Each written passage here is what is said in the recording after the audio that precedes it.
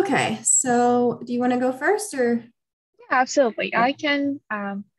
So welcome everyone to our final NoDC 2022 webinar. Today we will learn about, is your cat happy? How to read their body language, how to know if they're happy, what to keep an eye on. And today with us we have Laura with Positive Vibes Cat, and she will do this presentation and tell us all about the cats. All right, thanks for having me. So we have a pretty broad topic today, so we're covering a lot of different things. Just getting started, we have an hour and a half set aside for this. It may not take the entire time. I do want to have a couple minutes set aside for questions, but if you did submit questions, we probably won't get to them all. You can always contact me after. So let's get started. Wow, why did it skip to the number 9 slide? Okay, so what are we talking about today? We already covered some of that. In order to tell if our cat's happy, we have to first be able to tell how they're not happy. So I'm going to talk a lot about stress in cats. Cats are particularly prone to stress and stressful events. We're going to talk a little bit about play and enrichment. There was an earlier webinar this week on play and enrichment, but worth mentioning quickly again. And then two of my favorite topics that I get asked the most questions about all the time are the feeding routines for your cat and how to create a happy multi-cat household. This is me. I'm just going to blaze through this. These are all my things, everything that qualifies me to talk about cats today. All right, so the first section here is going to be how to recognize stress in your cat. And I want to start out with talking about consent testing. And there are so many of these memes about, people's cats scratching their face off because they tried to hug them that I literally couldn't pick which one I wanted to put in here. So nobody likes to be touched without consent, and that includes your cats. So you can ask your cat permission to interact with them. And that's a big factor in happiness. It's not always easy to tell, I think, if your cat wants to be touched or interacted with, because you do have those cats that you'll be petting them and they'll turn around and bite you, which is kind of what this meme here is for. But something I like to do with cats is a consent test. So I will hold my hand out a couple inches away from their face. If they close that gap and touch me back, then they want to be interacted with. And then if you have a cat that you know is prone to swatting or biting, or you're not so sure if they're enjoying the interaction, you can always ask for permission a second time. So hold your hand out, pet them for a couple minutes, not even a couple minutes, couple seconds, take your hand away, ask them if they want to reinitiate. And I just had to share another meme where we have these cats that clearly don't want to be handled, but we have this thing, humans have a thing that's called cuteness aggression, where every time we see something cute, we just need to aggressively snuggle it. And that's a problem. Everyone's guilty of it, but we should be asking cats for permission in every situation. Just a bunch of really miserable cats who don't want to be held in here. And I'm going to go into next just kind of how we can read body language. How can we tell that these cats in these pictures are unhappy? So most people, you can go and Google this. You don't need an expert to go through and explain this to you, but you want to be able to tell the difference whether you have a happy, relaxed cat or if you have an anxious cat, a fearful cat, an angry cat. The thing that I tell most people, if you have a hard time reading cat body language, if you have a hard time putting all the pieces of the puzzle together, because there are a lot of different things to look at, for cat body language 101, you want to check out the tail. If the tail is straight up in the air, or like this little brown cat here in the picture, it's a little question mark with the curve at the end. that's how you know you have a friendly cat, a cat that's, wants to approach you, a cat that wants to be interacted with. You have a loose and relaxed body, all these other things. But I like to tell novice cat owners or people who just have a difficult time reading it just to focus on the tail. As you can see with these anxious kitties, we have a very different look in their tails. It's down, it's low to the ground. If they're laying down, it'll be wrapped tightly around their body. It might be twitching. You can kind of see, dilated pupils in this one picture, slightly forward or slightly back body position, shifting away. They might be crouching. And then we have those of you that work in shelters are very familiar with these cats in these pictures. We have the huddled cat, the ready to flee, tail tucked tightly, wide-eyed. This is the cat that lives under your bed that never comes out. So just quickly, body language 101. You're also going to notice some behavior changes if you have a cat that's stressed. Number one is going to be that inappropriate elimination. They're going to start peeing outside the litter box. They might start hiding or isolating themselves. You might notice aggression. You might notice overgrooming, change in appetite, digestive issues, poop issues, all the things. But really, you know your cat the best. And any major change in behavior can be an indication that something is not quite right.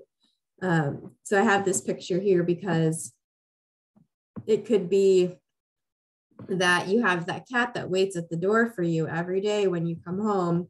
You come home 5 p.m. sharp, he's sitting there, he's waiting. Then that one day you come home from work and he's upstairs asleep and he didn't come greet you at the door. That's an indication that something's wrong. So routines and schedules are really important to our cats. And if you notice something out of the ordinary, if his favorite place to sleep is on top of your couch, and then one day you find him sleeping under the bed, those are how your cat tells you that something's not quite right. So why do cats become stressed? In my profession, in my work in shelters, in my work with private cat owners, I see so many stressed out cats. And we know that there are obvious causes of stress. These things don't really need to be explained. You know that if you have a new baby, your cat's going to be freaked out. You know if the cats are fighting, then there's going to be stress. You know if they're in pain. You know if you moved or you just got a brand new cat or you got a dog, that your cat's going to be stressed out. But the things that people don't think about as much that are causing their cats to be stressed is an inability to perform their own natural behaviors. So we have our cats that share the same exact DNA as the DC or the Baltimore City feral alley cat. So when we take that cat that is hardwired to be spending 80% of their time awake hunting for food and bring it inside, and we wonder why the cat that's being fed 2 meals a day is destroying our house or getting into your pantry or becoming aggressive or destroying your furniture or whatever it is, it's because they aren't able to do that within the confines of 4 walls. So big natural behaviors that cats need to be able to do. Number 1 is hunting and killing. Number 2 is climbing, finding that vertical space. And then number 3 is scratching. I'm going to spend probably the most time talking about that hunting and killing today because, like it or not, our cats are little mini predators and they are nature's killing machines. That's what they want to do. And that's how we make them happy. Briefly, if you've ever heard of this before, there's a thing called the 5 freedoms. It was originally developed for livestock, and then we kind of adapted it to meet the criteria for all animals that fall under human control.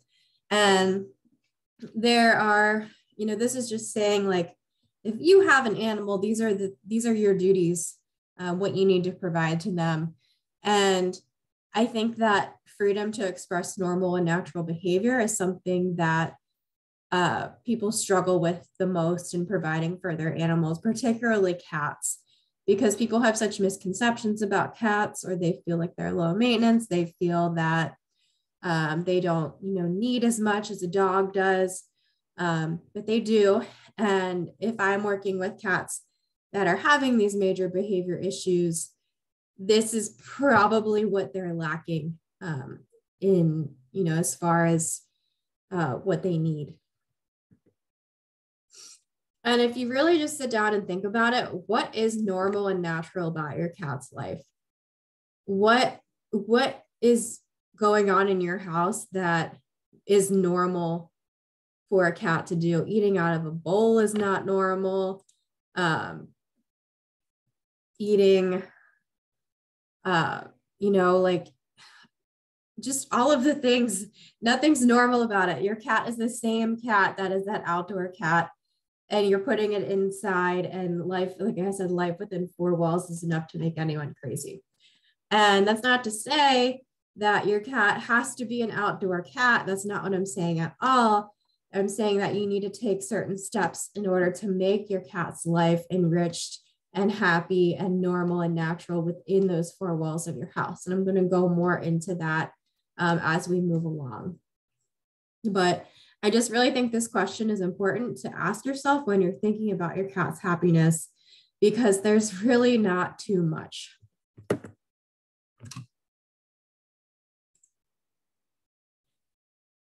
In the same vein here, I would say that 99% of behavior cases that I work with involve a cat that is bored. So, like I mentioned previously, that outdoor cat, they have the same instincts as your cat. The only difference is that your indoor cat was socialized from birth to 8 weeks and that cat wasn't. They are designed to spend 80% of their time awake hunting. And when they can't do that, that's when they get into trouble. Okay, so I talked a lot about what makes your cat stressed, how to tell if they're stressed, but then what do we do about it? So there's no one size fits all method. So again, like I mentioned at the beginning, I'm covering all of the bases here. We have a very broad topic, so we're going to be talking about a lot of broad things. Another big question for you guys is, what aspects of your cat's life do they have control over? Probably nothing.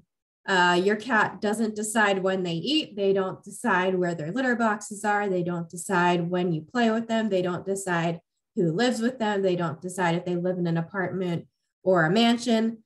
They don't have that. You went to the shelter and you put them in a box, and surprise, this is where they ended up. So our cats don't have control, and they don't have a lot of choices.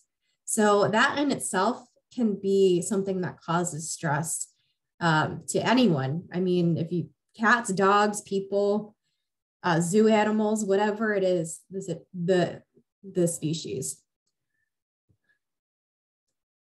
So I want to talk a little bit about, just briefly, I'm going to kind of skip through this video because it's about 3 minutes long. This is a video of me working with a shelter cat, a cat who was, I would call her semi-feral. She was under socialized severely. And, we put her in this box, and I went in there, and she's like, she doesn't have control over anything. So the video starts out with, she's hunkered down. She's avoiding eye contact. She's, you can see when I talked about tails earlier, her tail is folded tightly to her body. And I'm doing something simple. I'm doing a target. So I'm going to talk a little bit more about what this is, but video starts off kind of boring. It doesn't look like much is going on, but inside that little cat brain, the wheels are turning. And pretty soon she's going to come out and she's going to touch it with her nose. We'd already been working on this.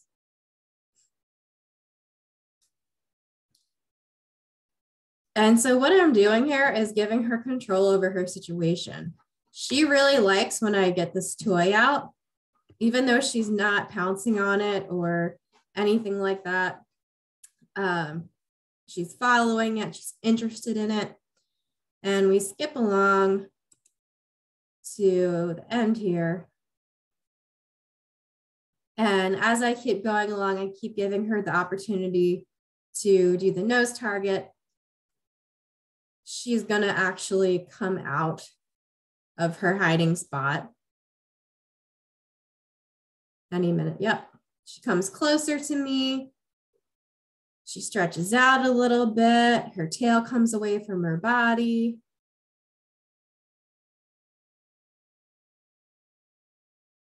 And nose target. So what I'm doing is teaching her that she has an opportunity to touch a magic button, and the magic button makes something good happen. And there she even batted at the toy. So this is a really quick 3-minute video of just making a huge difference in just her body language, her ability to cope, her comfort level. So this is something you can do if you have a fearful cat. Even if you don't have a fearful cat, if you just want to hang out with your cat and do something that gives you a better way to communicate with them, all you need to do is present the target. So you can use a pen, you can use a chopstick, you can go out and buy a fancy target stick if you want. Cats naturally want to investigate things with their nose. So you hold it out an inch or two away from their nose, they're going to lean forward and boop it. So at that moment, you're going to mark and reinforce. So you have to mark it so they know what they did correctly. So in that video, I was just saying yes, and then give them what they want. You're going to see once they figure out that they have control over the situation and they can make either a toy or a treat happen, it's going to change that cat that's hiding under the bed into a cat that comes. I've literally had this change cats that hide under the bed to cats that come downstairs willingly and play with toys in the living room. A couple other things while we're talking a little bit about training. Happy cats are not cats that are punished. So cats don't generally understand punishment. They don't understand why you're yelling at them. They don't understand why they're being squirted with the squirt bottle. It's not an effective way of getting your point across. I can talk more about that, but that's the gist of it. A big thing that, a big mistake that cat owners are making when they're working on training or they're working on teaching their cat to do things is they're focused on what the cats are doing wrong. The cat's scratching their furniture, the cat's jumping on the counter, the cat's meowing all night. So they get too focused on, I need to stop my cat from doing this. And, you start squirting your cat with water every time they scratch the furniture, but that doesn't teach them what they are supposed to do, right? So cats need to scratch. They're not going to stop scratching. You have to show them what is right. So stop focusing on what they're doing wrong and think about what you want them to do right, or what they are doing correctly. And you have to also set realistic expectations. I've had people come to me and ask me to keep their cats entirely off the furniture and to completely down on the ground. And I'm like, no, that's not a thing that's going to happen. While we're talking about training, while we're talking about keeping your cat stress-free, a huge place where cats become stressed is the vet. And if you've ever been to a shelter, if you've ever taken your cat to the vet and it looks like this poor little calico cat right here, it doesn't have to be like that. And it's sad that it's just become the norm. Like we laugh it off or we say like, it just, we have to get them through it. It just has to be like that. And it really doesn't. I really want to change the way people think about this, because if you just take a couple of extra steps, you can make, vet visits, car rides, carriers, all of those things happier places for your cat and for you. So wouldn't it be nice if your cat just ran into his carrier as soon as you brought it out? You go, all you got to do is just pick him up and take him straight to the vet because he loves the carrier. Guess what? You can. It's a thing. It happens. the biggest mistake people make is shoving that carrier in the garage or in the closet and only bringing it out when it's time for the vet. So your cat learns, I see a carrier, I go to the vet, I run and hide because I don't like the vet. So it's really simple to fix. You just don't leave your carrier in the closet anymore. You just leave it out in plain sight in your living room, in your bedroom, wherever it is that your cat likes to hang out, put the carrier there. You're going to make it a fun and cool place to be. You're going to put nice blankets in there. You're going to put the catnip, the cat treats, the new toys, all of the awesome things happen in or around the carrier.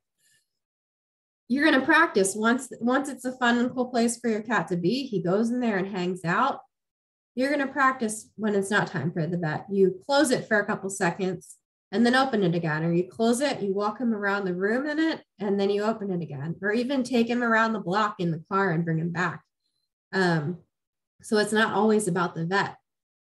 And finally, if you're really fancy, you can start to introduce a cue. You can blow a whistle right before you put the treats in. So when the cat goes in to get the treats, he hears the whistle first. And soon every time he hears the whistle, he's going to think, ooh, there's treats in my carrier. And he's going to go in. Sounds nice and simple. It kind of is. I think it's something that does require consistency, and you really have to be committed to it, especially if it's already been poisoned for your cat, meaning that they already hate their carrier. It's going to take longer than if you start this with a kitten. If you start this out with a brand new kitten, it's going to be super easy. And it's going to make the rest of the kitten's life a lot easier. All right, have you noticed a theme yet? Your cat needs food. It needs a reason to like things. It needs a reason to participate in things. You should reward your cat for good behavior. And we think about this with dogs, maybe not so much with cats, but it's a thing. This is a picture of me and my vet and my cat Dexter, Rip. He passed away earlier this year, but my vet is a fear-free certified practice, meaning that they have gone through special training in order to make vet visits less scary for animals. So my cat Dexter was a very, very sick cat his whole life, and he spent a lot of time at the vet. He hated the vet. There's not much I could do about it because he was just there constantly having bad things happen to him. So this was a routine visit. This was for his vaccines. And he didn't want to sit up on the table at all. He didn't want to be up there. He wanted to go and hide up against the wall. So we took the treatments to him. Where he felt comfortable, we're leaning down on the floor and giving him his vaccines on the floor. And you can see that he's not being restrained in any way at all. He's free to leave.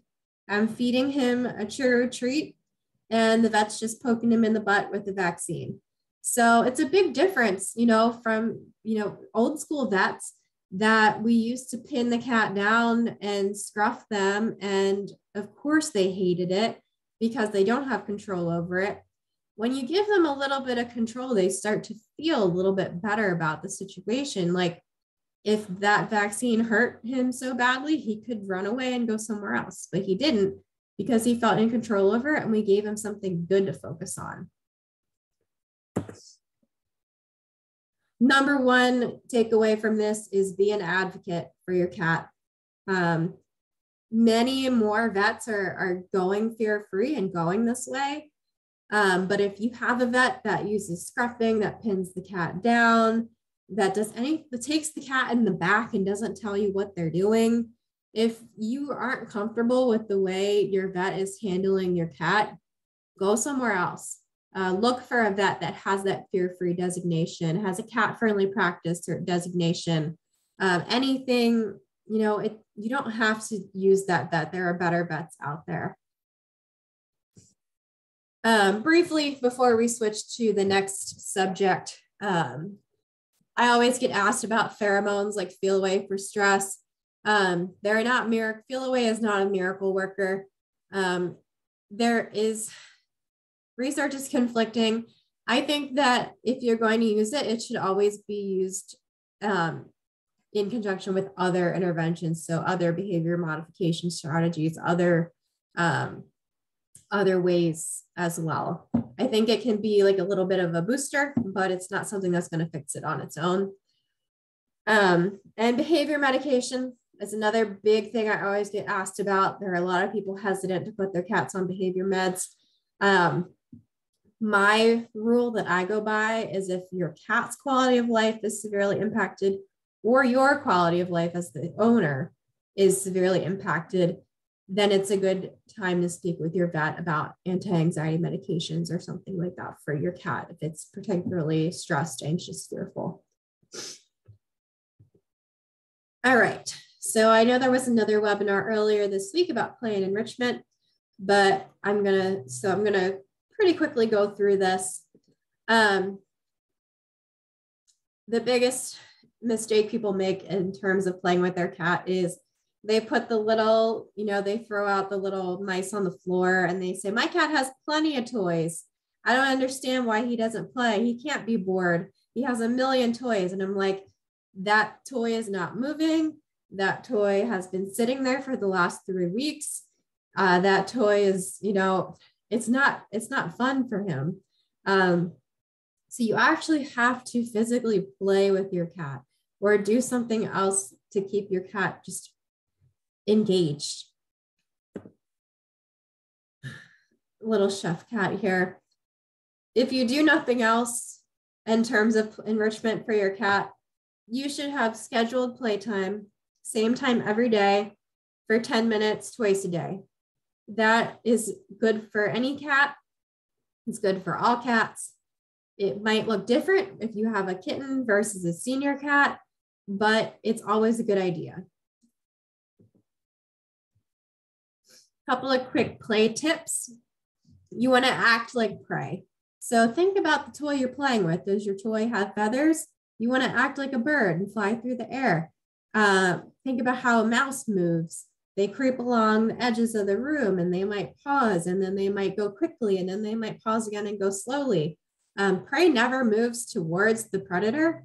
So if you're, dangling it in front of the cat's face or like moving it closer to the cat, that's not right. It's confusing for them. So think about what you're actually pretending to be. Never ever use your hands when you're playing with your cat. As cute as it is, as fun as it is for your cat, you're going to end up with a cat that bites you in other contexts, and that's no fun for anyone. And people don't think about this, but let your cat catch the prey. Let them win the game. It's not fun to play a game that you can never win. Okay, so this is probably something that wasn't mentioned earlier, so I'm going to go through this. My car alarm is going off in the background, so I'm just going to let that go. The seeking system is something that a guy named Jack Panksepp came up with a while ago, a really smart guy. He came up with 7 emotional systems that work around animals. And one of the systems that he came up with was the seeking system. And this is an urge that helps animals learn about their environment, increases attention and focus. It might offset negative feelings of hunger or fear. And it just explores the idea that animals have a spontaneous tendency to explore and learn about their environments. So what does that mean? It means that when you activate your cat's seeking system, you make them happier. When we serve food to cats in a bowl, we eliminate that seeking. We don't give them a chance to use that seeking system. They can't forage for their food. It can be a big disservice to them. Their research has shown that more dopamine is emitted in the brain during that seeking aspect of things. So when they're hunting for their food, when they're foraging using a food puzzle, they're happier during that time than when they're actually consuming the food. Clicker training is another thing that engages the seeking system, which is why clicker training allows cats to learn quicker, remember things for longer. And clicker training can even induce feelings of euphoria in cats. Anything that stimulates that seeking system can bring out that euphoria. So I wish I could talk more about clicker training because it has so many great benefits for cats. But if you want to learn more about it, you can always reach out to me after. It's a wonderful way to enrich your cat. It can do practical things. It can do fun things. Your cat can be trained, whether he's, 8 weeks old or 22 years old. We can do something with your cat as far as clicker training. And the last thing is environmental enrichment.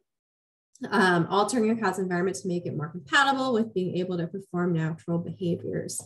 And we're running at good time, so I think I have time to show this video because I really like it. This is just a quick 2-minute video from Jackson Galaxy himself that I love and I show to people all the time. Just a quick way to show how to catify your home. So it's only 2 minutes long. We'll watch it real quick. You're going to take a simple room and catify it. Let's go. When catifying your room,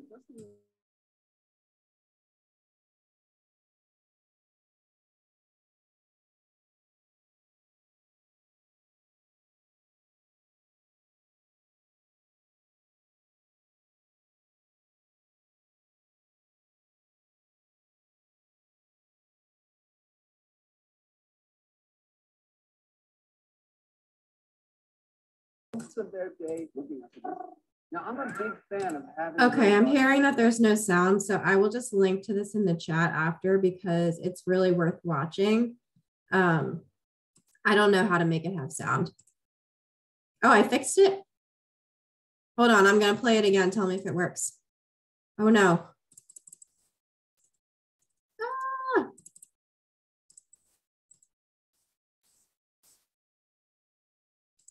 We're getting there. I don't know what I clicked on.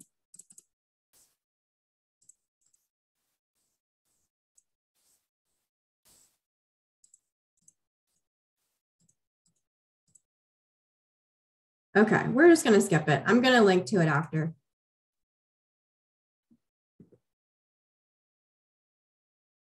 Sorry, now I'm struggling.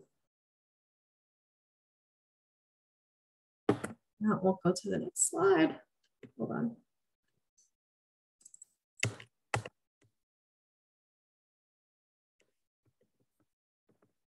I'm stuck.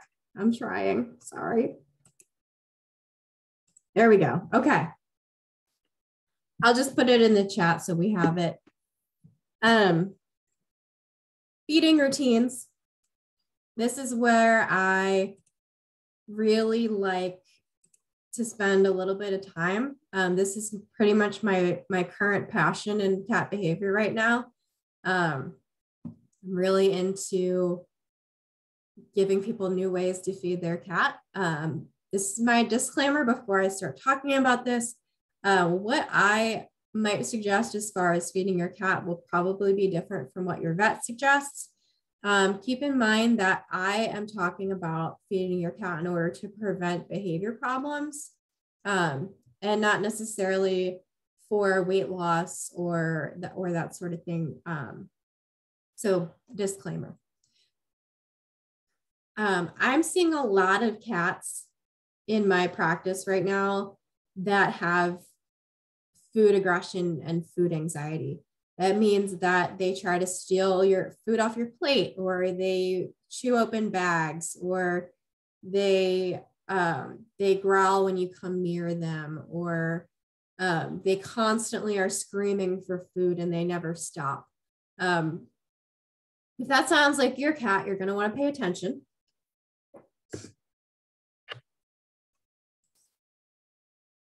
How did we go backwards? There we go.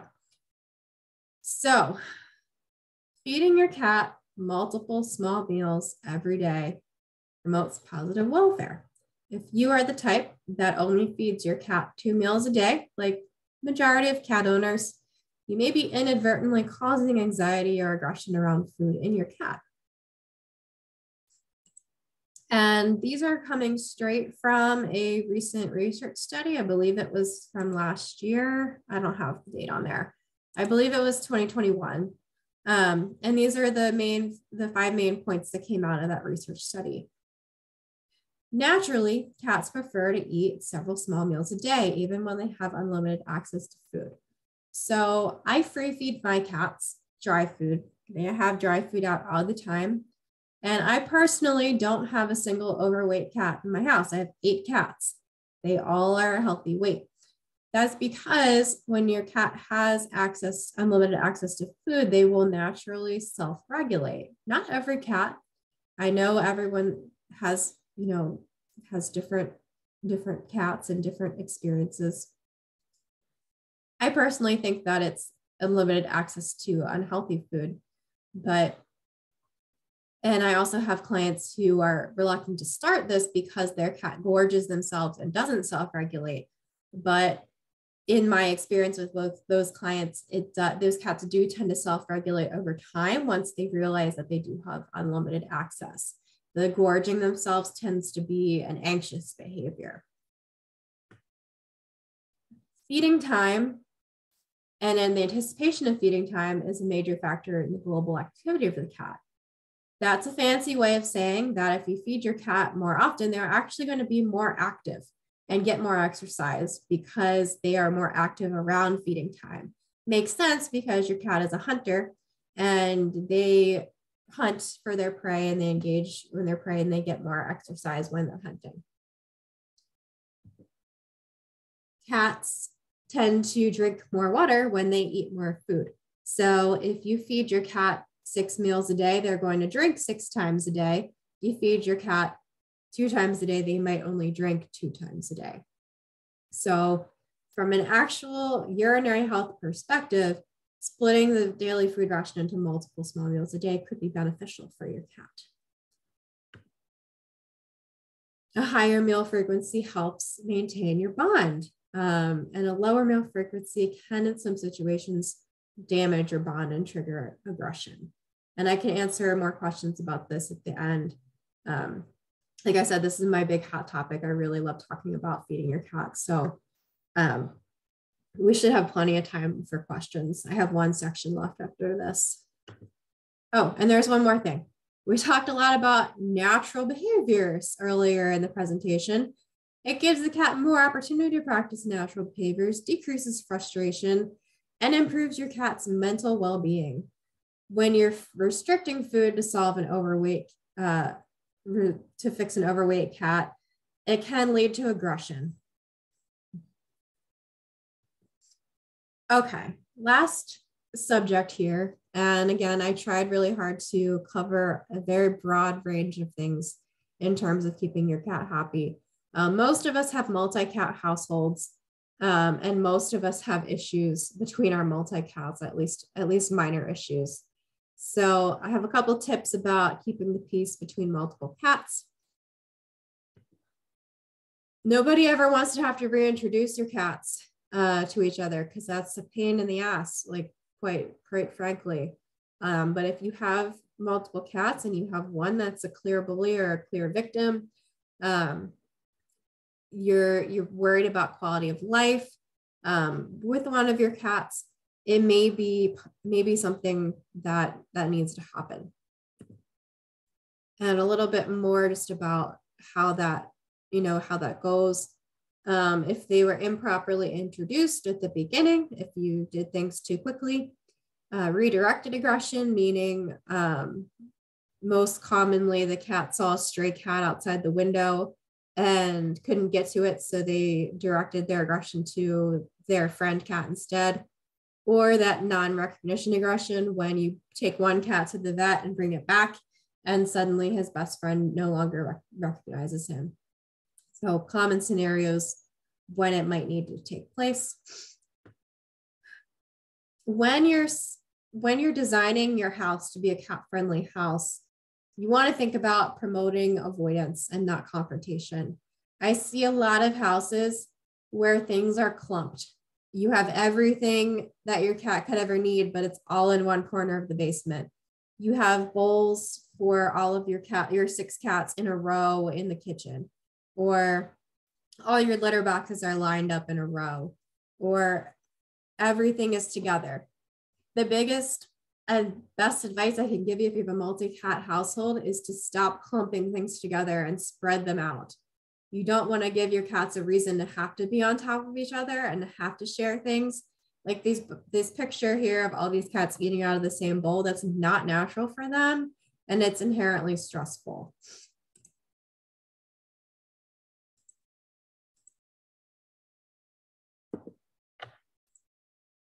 Oops, I keep going backwards. My other tip is give your cats a reason to like each other. Otherwise, why should they?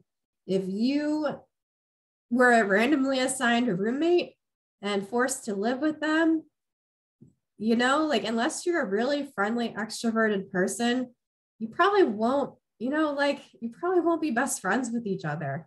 But at the same time, if that roommate either number one, ignores you, doesn't take your food, cleans up after themselves, and stays out of your way, they're going to be a pretty good roommate. But it's even better if every time that roommate passes you in the hallway, they hand you a $20 bill, then you're going to be a little bit more motivated to like that person.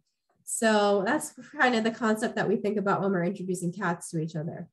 Give them a reason to like each other. Or if you don't give them a reason to like each other, give them a reason to stay away from each other. And finally, more about clicker training. It's a great way to teach impulse control and bully cats. You can definitely use clicker training if you have a cat that likes to chase, or you have a cat that, you know, likes to just has problems with impulse control. You can also use clicker training, like I mentioned with the targeting earlier, to build confidence in scaredy cats. And there's a couple other clicker games and stuff you can do. When I'm working with clients who have, you know, problems in their multi-cat households, we do a lot of clicker training with the cats to help make things a little bit better in the house. And I have all the questions that you pre-filled out. So I'm going to go through a couple of those. I'll also look at the chat now to see if there's anything pressing about what we just talked about. And then at the end, these are all links to get in touch with me, my website, my Facebook page, my email address. I do private behavior consulting with clients. So if you're having issues with your cat and you want to get in touch with me, I'm happy to talk to you. I also want to give a shout out to HRA. We did make this webinar free. So if you are so inclined to hit them up and give them a donation, that would be amazing. So I'm going to go up into the chat now and see if there's anything I missed and see if I can answer some of those questions that you might have. All right, I'm going to go up to the beginning. So Sheila says, what can I do in a 4-cat household where I keep them inside and am terrified of them getting hurt going outside? I think it's great that you keep them inside. Hopefully some of the things I talked about with play and enrichment and the multi-cat households and stuff answered that question, because that was at the beginning of the presentation.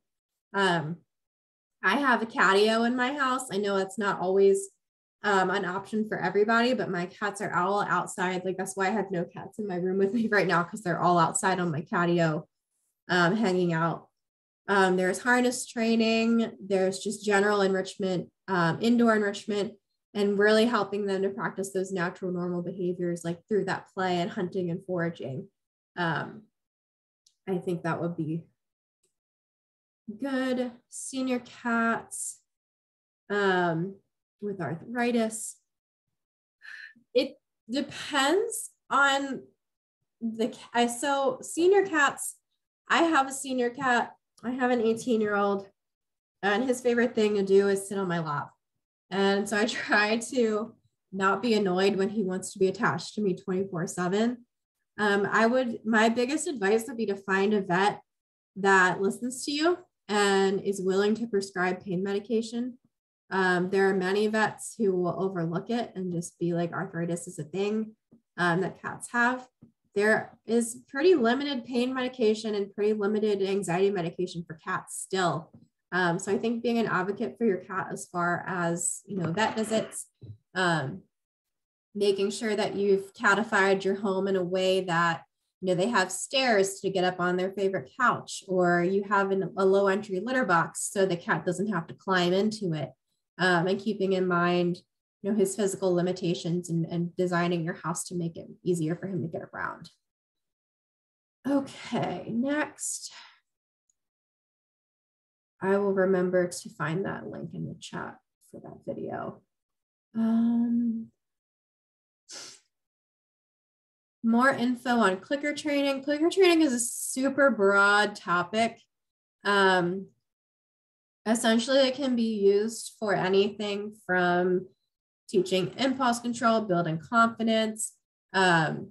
You can train your cat to play the piano or jump through a hoop or sit or, give high fives, whatever it is.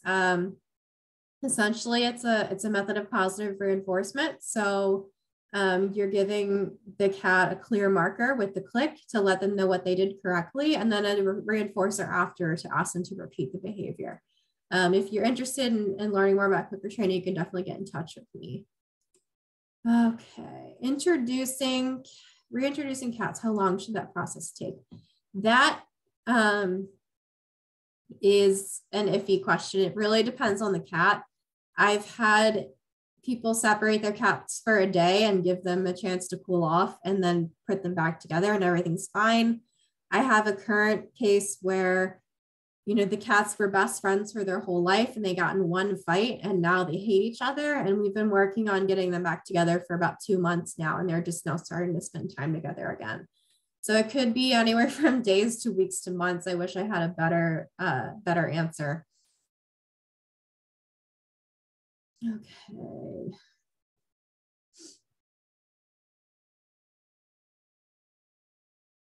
Ugh. The tips for training in a multi-cat household. I have 8 and I struggle. I really do. I have one cat who really, really needs clicker training because he's so smart. There are things you can do like teaching stationing to all of the cats so they can wait their turn on stations, but that's easier said than done. I will sometimes engage my other cats like in food puzzles and other types of fun things where it might be a little bit easier for them to get treats, or I'll train one, but hand out treats to the other ones. I don't have a great solution because it does become challenging when you have that many cats. I feel you.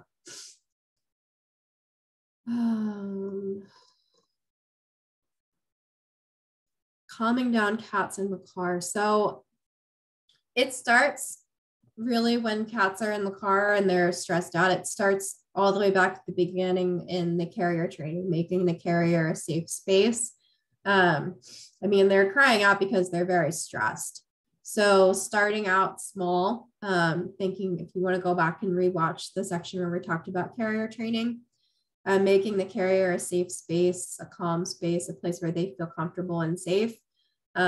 If you can get that down for your cat, the rest of it will follow. And taking practice rides, short rides that don't always end up at the vet, because it just becomes this long chain of stress. Like they get stressed as soon as the carrier comes out, and then the car ride's stressful, and then the vet is stressful. And by the time you get to the vet, you have a cat that's like attacking everyone because they've been trigger stacked. They've had one stressful event after another. So if you can start small with the carrier and making the carrier a non-stressful event, then you can cut down on the whole, falling down that entire rabbit hole, where they just become more and more and more and more stressed the longer things go on. All right, I think I got everyone that was here. I wanted to pull up, I've left this up for long enough. Put me back on. I have questions that were sent in, and I want to go through a couple of those. I got a couple of litter box questions, and I could do a whole nother presentation on litter boxes essentially and how to set up your cat for litter box success. But if your cat's peeing outside of the litter box or pooping outside of the litter box, the first step is always take your cat to the vet. We had a couple of questions that were like, does that mean that my cat's sick if he's peeing outside the litter box? Probably. It could also mean that he's stressed. Pooping outside of the litter box is 90% of the time a medical issue.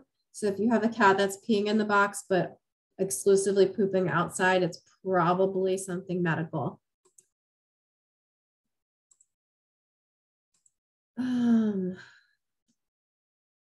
Cat sit on the bed for the first time when my mom's cat was over. So I'm always an advocate for slow introductions with cats. If your cat lives in the same spot and never goes anywhere else, and they're suddenly dropped off into a new situation or with a new person or new cat that they've never met before, it can be stressful. So most of the time when cats are peeing on your things, specifically things that smell like you, like your bed or furniture or your laundry or your purse, it's because they're stressed, because they're going to you seeking out something that smells like you for comfort.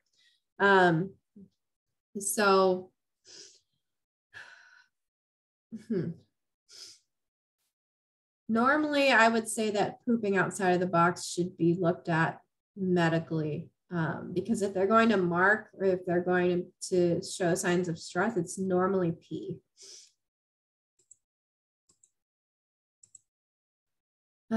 I did see a lot of questions about senior cats, which is awesome.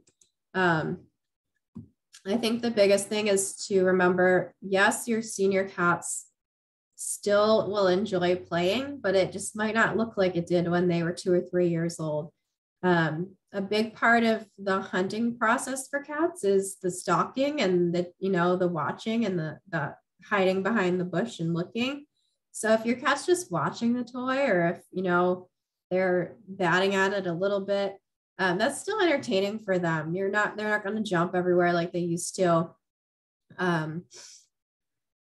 But cats, I think of all ages, can still enjoy playtime because they still have those hunting instincts. And I think making sure that you have a house that's set up well for senior cats is one of the best things you can do for them.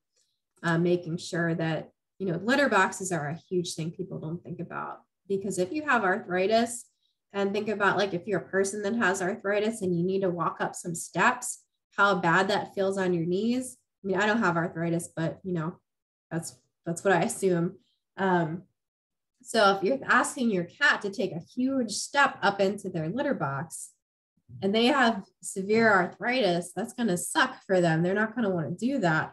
So I see a lot of senior cats who they will get up to their litter box and be like, oh, no, I can't climb in there. And they'll pee right in front of it because they tried, but it was painful for them. And heating pads are great for senior cats. Pat stairs, ramps, anything you can do to just help them feel more comfortable is great for making them happy. I also got a lot of questions about cats swiping at your feet, pouncing on you, ambushing you, attacking and biting unprovoked. From a cat that just turned a year old and has been a single cat for about 8 weeks. Those types of behavior, I mean, I don't have the full context for all of these, but most of the time you have something called play aggression or single kitten syndrome, where your cat, either in the case of the cat who just turned a year old and has never been around other cats since he was 8 weeks, didn't learn social skills from other cats, didn't learn how to play properly from other cats. You get a lot of cats who are young and grew up alone, or with an improper fit playmate who don't understand how to play properly. And I talked a little bit about how you should be careful that you're not playing with your hands with these cats, because that kind of encourages that type of behavior. If you have a cat that's swiping at you when you walk by or ambushing you or pouncing on you, remember that you want to ignore bad behavior and reward good behavior. So if you get pounced on, you're going to want to stand still and be super boring, because if you jerk away or run or yell, that's fun for the cat. Whereas if you stand still and are like, oh, this is really boring, your cat's just going to walk away and not repeat it because nothing fun happened. And when they walk away, that's the time for you to take out the toy and reward them walking away. One of my cats is horrible. He was horrible. And like he grew up with my other 7 cats. So I can't even imagine what he would be like if he had that single kitten syndrome. But anyway, he used to bite my feet so bad. He would latch onto my ankle and I could drag him around behind me as I walked. I started ignoring, and then as soon as he would stop and leave, I'd have a toy on hand and we'd play as soon as he'd leave. And over time, he learned to just sit and look at me. We also did scheduled play times, so he knows when play is going to happen. And when they can start to anticipate, like I'm going to have my needs met at this time every day, they stop being annoying at other times because they know it's going to happen. Everything's going to be fine. I just need to wait a little bit. Those were the big topics. I had some about, having cats get along, cats, harness training cats. I think if you have a major issue that's with a personal cat, it's best to just get in touch with me directly. Is there anything else before we wrap up? Any other questions? Anything that you didn't see covered or anything you would want to know?